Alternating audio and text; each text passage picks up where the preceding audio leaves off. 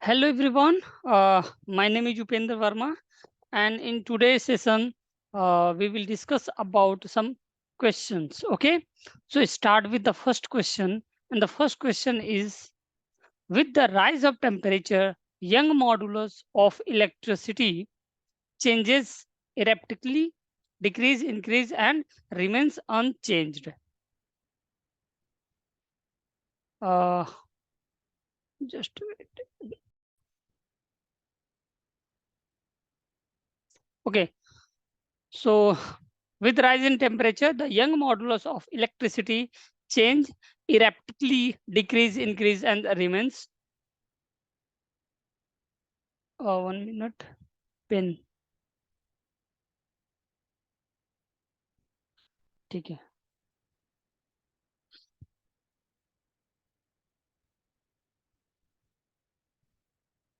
अरे यार. Okay. So with rise in temperature, the young modulus. Sorry for because of the some technical issue. So start with the question: with the rise in temperature, the young modulus of elasticity, young modulus Y is equals to stress. We know that stress upon strain. Okay, and what is stress? Force upon area. Normal force upon area. Strain is change in length upon original length. So F upon A into L upon delta L. And what we have to find out? We have to find the effect on young modulus because of the change in temperature. तो एक बात आप देखो कि change in length का हम लोग formula जानते हैं. Change in length when heat applied to a metal. So L alpha delta T. ये हो गया आपका change in length. So change in length upon original length is equals to alpha delta T. ठीक है, समझ में आई बात? अब देखो F अपॉन A इंटू ये हो जाएगा आपका L अपॉन L. अगर इसको कैंसिल करते हो तो L upon L, sorry T नहीं L, so 1 upon delta L upon L. So that is F upon A into 1 upon delta L upon L को क्या लिख सकते हैं? Alpha delta T. अब देखो Young modulus equals to F by A into 1 upon delta T into 1 upon alpha. ये हमारा formula आ गया. ठीक है, अब ना हो with the increase in temperature, rise in temperature when this will increase, so y and delta t is inversely proportional. क्योंकि देखो फोर्स कांस्टेंट है, a कांस्टेंट है, alpha is depend upon the nature of the material, तो वो change रहेगा. Sorry change नहीं होगा. तो ये क्या होगा? अगर टेम्परेचर की वैल्यू बढ़ेगी तो y will decrease. Option B is the correct answer. Okay, समझ में आई बात? ठीक है, okay. Move to the next question. That is, this is also very simple question. If r is the radius of the earth, so this is the earth and this is the radius of earth. Acceleration due to the gravity on the surface of earth, this is g equals to pi square. Unit is meter per second square, you know very well. Then the length of the second pendulum at height. अब देखो यहाँ surface पे time period क्या होता है? 2 pi under root L upon g. Equation number suppose first. ठीक, at height of 2r that is h के जो इक्वल है, यहाँ पे time period suppose t dash हो गया. This is t. So t dash equals to 2 pi under root L upon g dash, L dash upon g dash. So we just need to find out length of the second part. So length निकालना है, but when you go out like above the surface of the earth at higher altitude, तो उस condition में क्या होता है? G will also vary. So G की जो वैल्यू होती है capital G mass of the earth and square of the radius. Now G dash at height of 2r. So capital G m mass of the earth, g ये दोनों same रहेगा। r की value कितना हो, ये r plus h is 2r whole square. So कितना हो जाएगा, g m upon 9 into R square that is equal to g m upon sorry, अरे इसको तो आप लिख सकते हो g m upon R square को small g. So g dash equal to g divided by 9। ये बात समझ में आई, थोड़ा कंफ्यूजन नहीं होना चाहिए। G dash equal to g upon 9, जब जी से थोड़ा हाइट पे जाओगे आप तो जी की वैल्यू 9 टाइम डिक्रीज हो जाएगा। ठीक, अब देखो the value of T remain same, so क्या हो, ये दोनों इक्वल हो जाएगा। ठीक है, okay. So L upon g under root is equal to L dash upon g dash, because pi under root 2 pi cancel हो जाएगा, 2 पाई एंड स्क्वायर कर दो इसका, तो L upon g is equal to L dash we need to find out and g divided by 9, तो ये 9 multiply हो जाएगा, जी से g cancel, L dash equal to L upon 9, so L upon 9 metre. ठीक है, okay.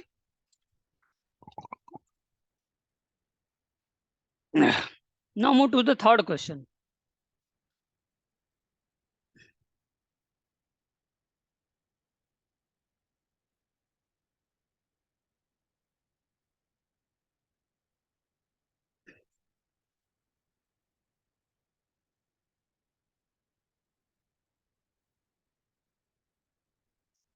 Okay.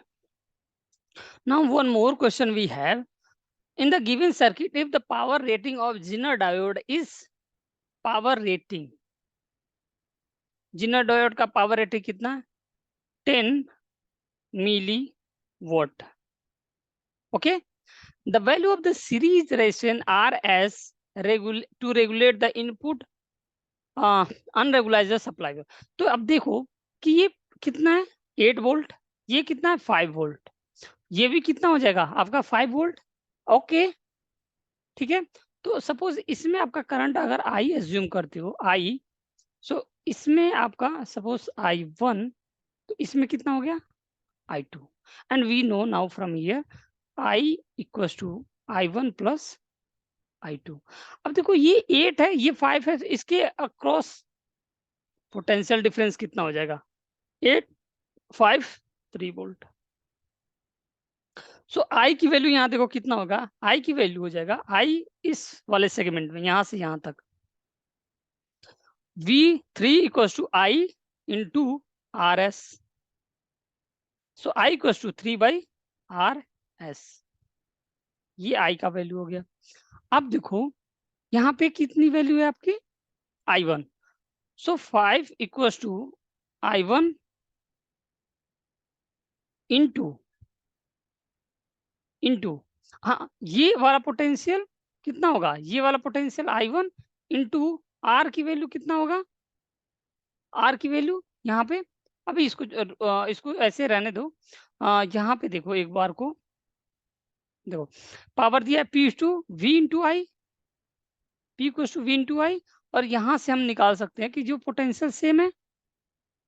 ठीक है, so V that means 5 equals to I2 into R की वैल्यू कितना है 1000, सो I2 इक्वल्स टू 5/1000। ठीक, समझ में आई बात। सो हमें I1 की वैल्यू कितनी हो जाएगी, एक बार को देखो, ये I1 की आई की वैल्यू हो गई आपकी 3/RS। देखो the value of the series resistance RS to regulate the input. अब देखो Zener diode is power, power अगर दिए तो 5 equals to 5 into V into I1 equals to कितना हो जाएगा 10 into 10 to power -3। Okay, so I1 की वैल्यू कितनी हो जाएगी 10 into 10 to power -3 divided by 5, so 2 time, so 2 divided by 1 2 3, ये I1 हो गया। सो I की वैल्यू हो गई 3/RS is equal to I1 की वैल्यू 2/1000 1000 प्लस I2 की वैल्यू कितनी है? I2 की वैल्यू 5/1000। ठीक है, सो 5/2 7 divided by 7 divided by 2000, sorry 1000, क्योंकि ये दोनों सेम है। देखो 5 2 7 अब 1000 equals to 3/RS। So RS equals to 3/7 into 1000, तो 3/7 1000। सो इसका जो RS की वैल्यू आ रही है वो कितना आ रहा है? 3/7 kilo watt. This is the answer.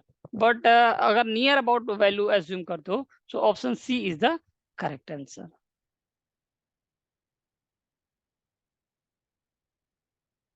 ठीक है, वन मोर क्वेश्चन भी है।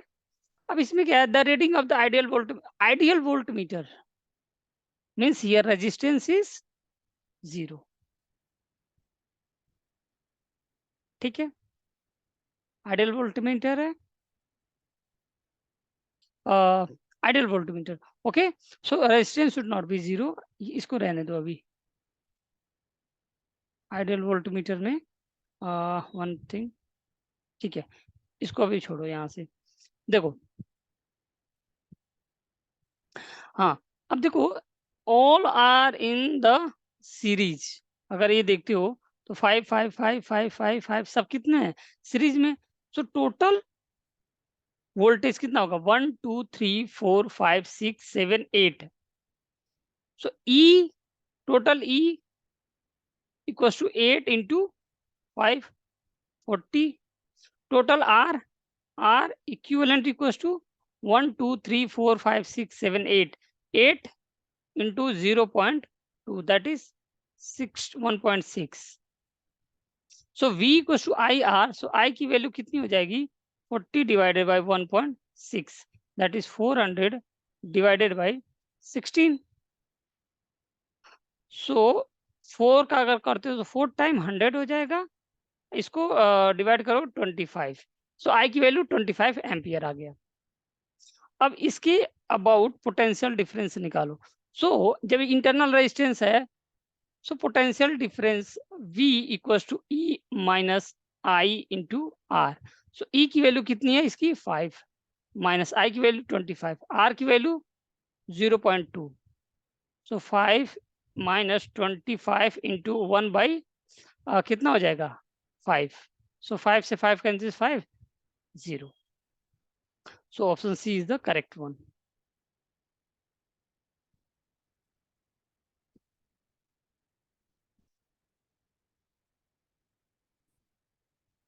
ठीक है, एक और क्वेश्चन देखते हैं। Two identical capacitor have the same capacitance C। Two identical capacitor C ठीक है, one of them is charge with potential difference V, other is potential difference 2V। Suppose initial charge is Q1 and Q2, so Q1 equals to Q1 equals to CV, Q2 equals to 2CV। ठीक है, the negative end with connect with the other connected together and the positive end are also joined together, the decrease in energy of the combined। अब देखो क्या है कि इन दोनों को, suppose ये नेगेटिव है, ये नेगेटिव है, ये पॉजिटिव है, ये पॉजिटिव है, ठीक है, कनेक्ट कर दिया। ओके, अब देखो चार्ज किसका ज्यादा है? 2 वाले का, इसका। तो इसमें से कुछ चार्ज क्या होगा? ट्रांसफर होगा उधर को।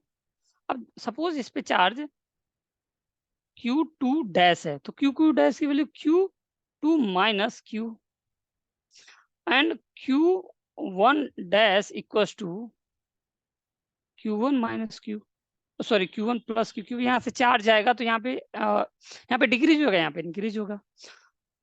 ठीक है, अब देखो potential, both two are connected with the wire with zero resistance, दोनों का पोटेंशियल क्या होगा? Same. So V1 equals to Q1 dash into C, V2 equals to Q2 dash into C. So V1 V2 equal हो जाएगा, तो Q1 की value कितनी है? Q1 प्लस Q, ठीक है, into C equals to, sorry, V equals to Q upon C होता है, sorry sorry sorry, Q upon C, and इसमें होता है Q अपॉन C, क्योंकि दोनों का पोटेंशियल सेम होगा, ठीक। अब इसमें क्या है, C Q upon C and Q2 minus Q upon C, C से C कैंसिल हो गया। अब ये इधर आ जाएगा और ये इधर को चला जाएगा, सो Q इक्वल्स टू कितना हो जाएगा, Q2 minus Q1 divided by 2। ये हमारा क्या हो गया, Q की वैल्यू। अब ऐसे CV के फॉर्म में निकालो, तो CV के फॉर्म में आपका हो जाएगा Q इक्वल्स टू, Q2 की वैल्यू कितनी है, Q2 की वैल्यू 2CV माइनस Q1 की वैल्यू CV डिवाइडेड बाई कितना हो गया 2। सो 2 minus CV by 2, that is, ये हो गया आपका Q चार्ज ट्रांसफर हुआ, ठीक है। अब देखो इनिशियल एनर्जी कितना था, 2 कैपेसिटर था, तो CV square half CV square plus half CV कितना था 2V होल स्क्वायर, तो कितना हो जाएगा 4 5, 2 square 4 1 5 divided by 2 CV square, ये हो जाएगा इनिशियल आई,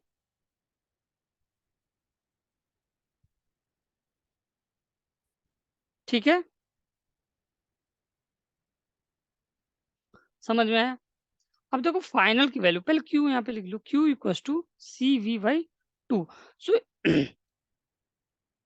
अगर यहाँ पे V1 की वैल्यू अगर निकालोगे, ठीक है, सो इन टोटल एनर्जी यहाँ पे हो जाएगा Q square upon 2C, Q square upon 2C, कर सकते हैं ना। देखो यहाँ पे दोनों कनेक्ट कर दोगे तो पोटेंशियल सेम हो जाएगा, ठीक है। बट यहाँ पे चार्ज कितना होगा, यहाँ पे टोटल जो चार्ज होगा Q1 dash equals to CV plus CV by 2, तो 3/2 CV। सो यहाँ पे एनर्जी फाइनल कितना हो जाएगा, हाफ Q स्क्वायर, 3/2 का whole square, C square V square, Q square upon 2C plus, अब देखो ये वाला कितना हो जाएगा, ये वाला देखो Q2 डैश, यहाँ पे थोड़ा रफ करो, इसको इरेज करो,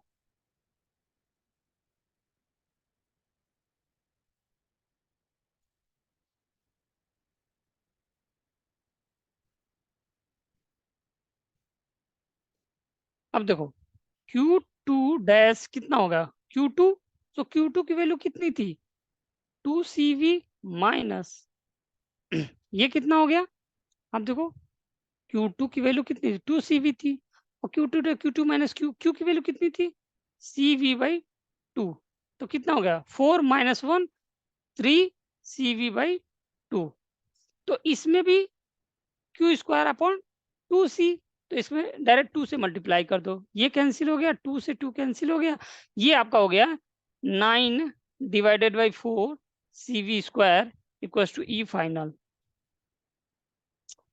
ठीक है। थोड़ा स्पेस यहाँ पे कम है, तो आप कर सकते हो इसको। अब देखो change in energy, so change in loss of energy और चेंज फाइनल कितना है, और initial 5/2 minus CV square minus 9/4 CV square, तो 2 multiply 10 minus 9 divided by 4 CV square, तो हो जाएगा 1/4 CV स्क्वायर। तो ये हो गया loss of energy, energy loss. Energy loss 1/4 CV. Option A is the correct one.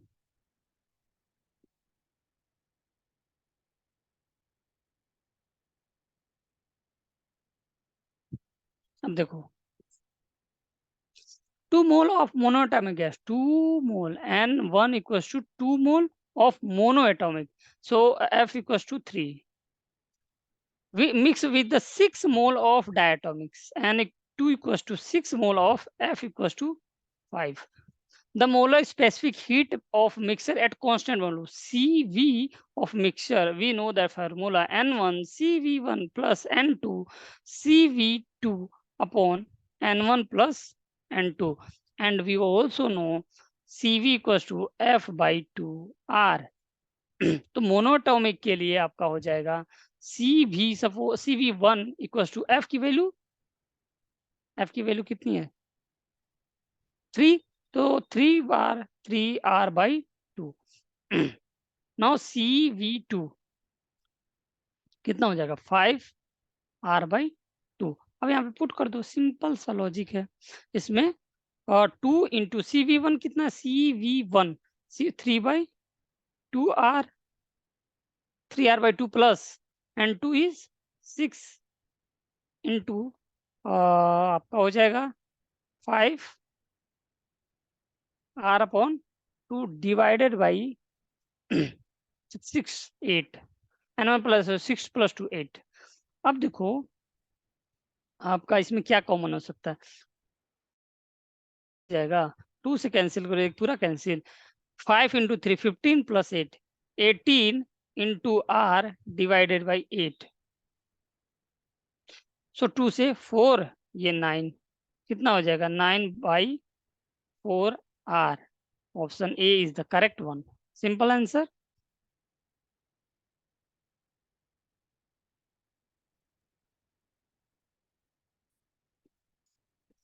One more question we have. A ball of mass m equals to कितना given data पहले लिख लो 1/2 kg is attached to a string of the length 50 cm. Length कितना है 50 divided by 100 1/2 meter.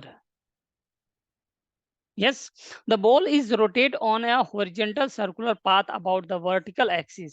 कोई vertical axis है, इसके about क्या हो रहा है बॉल रोटेट हो रही है. The ball is rotating on the horizontal circular path with vertical axis. The maximum tension that string can bear a 4 Newton. Maximum force कितना बियर कर सकता है 400 न्यूटन. उसके बाद क्या हो जाएगा, हो सकता है ब्रेक हो जाए.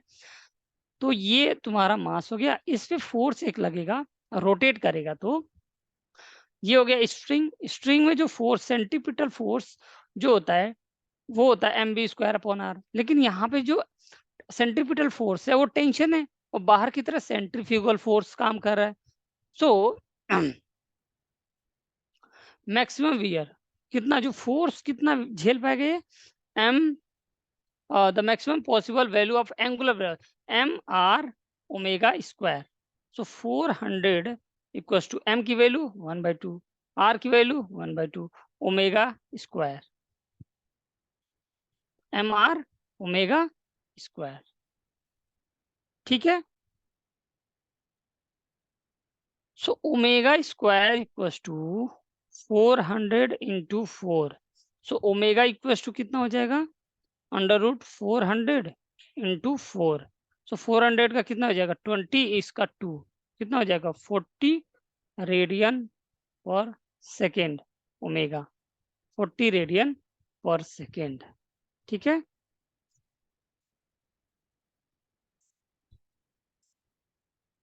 अब देखो a parallel plate capacitor है द कैपेसिटेंस ऑफ इतना C की वैल्यू कितना है 200 पिको फैरड.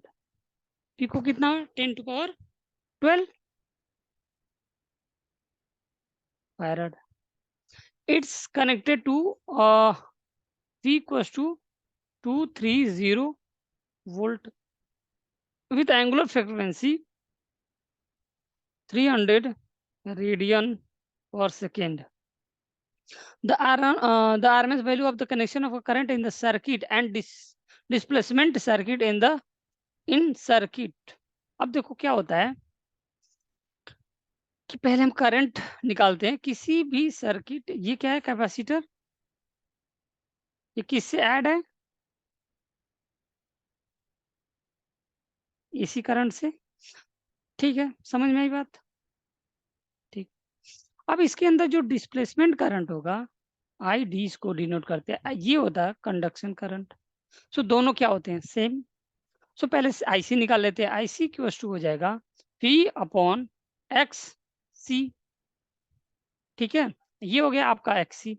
सो वी की वैल्यू कितनी हो गई, 230 डिवाइडेड बाई एक्स सी का मतलब 1 upon omega C, that is 230 into omega into C. अब देखो 230 इंटू ओमेगा की वैल्यू कितनी है, ओमेगा है 300 इंटू सी की वैल्यू कितनी है 200 इंटू 10⁻⁻12।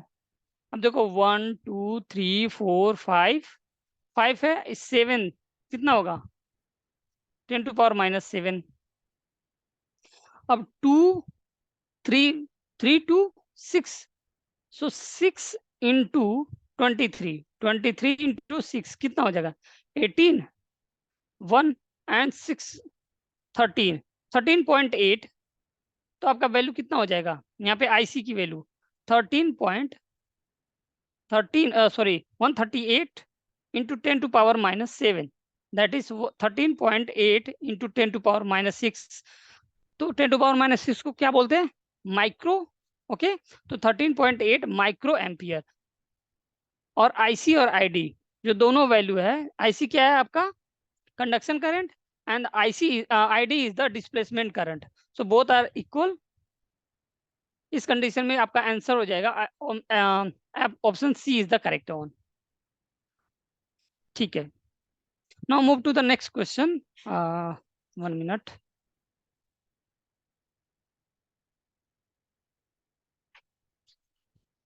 हाँ, next question is the pressure and the volume of an ideal gas are related as PV to the power 3 by 2।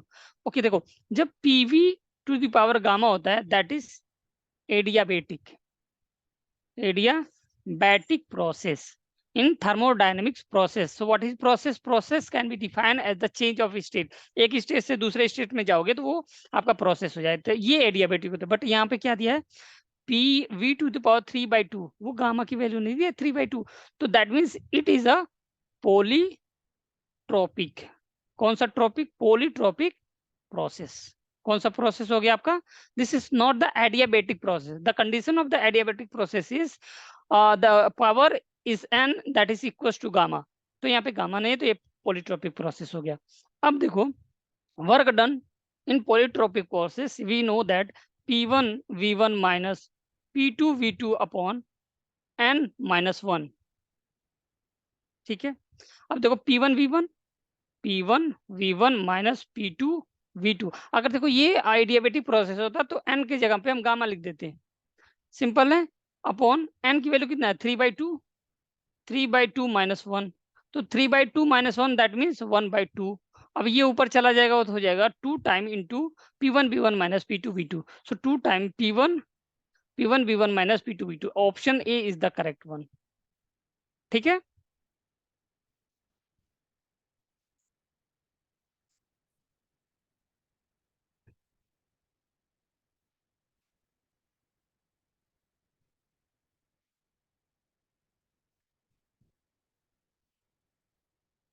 ठीक है।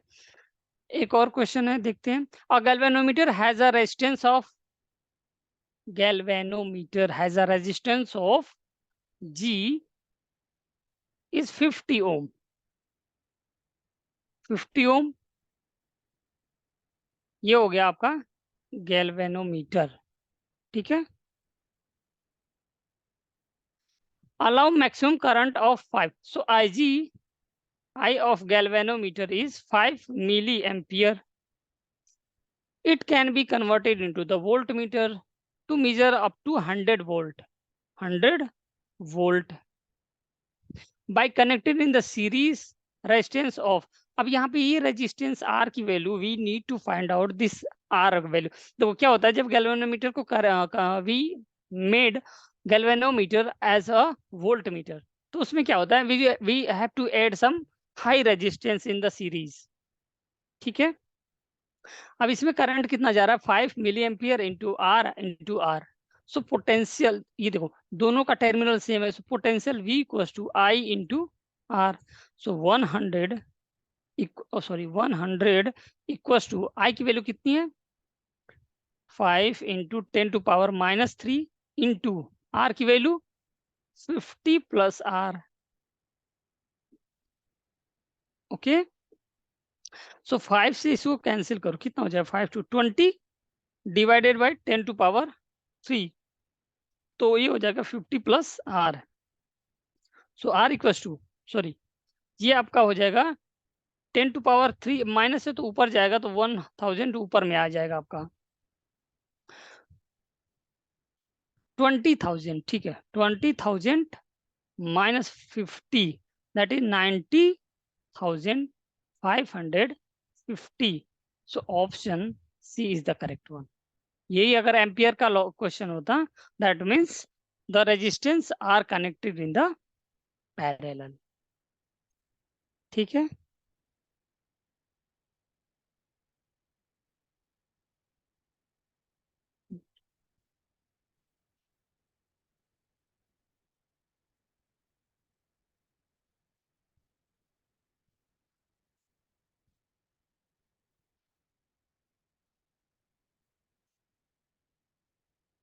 now we have another question. The de Broglie wavelength of the proton and the alpha particle. De Broglie wavelength of lambda of proton, that is only lambda, and lambda of alpha 2 lambda. ठीक है, the ratio of the velocity of the proton and alpha particle. We know that energy is hc by lambda and p equals to h by lambda. This is the equation. And one more thing, we know that momentum of any body is mass into velocity. So from equation number 1 and 2, we just put here, and mass into velocity equals to h by lambda. So V equals to h upon m, 1 upon lambda. समझ में आई बात? सो यहाँ पे दोनों का लिख दो, V of proton upon V of alpha particle equals to, ये h Planck constant, that is constant, mass is also constant. ठीक है, तो मास इज कांस्टेंट, बट इसके रेस्पेक्ट में क्या हो जाएगा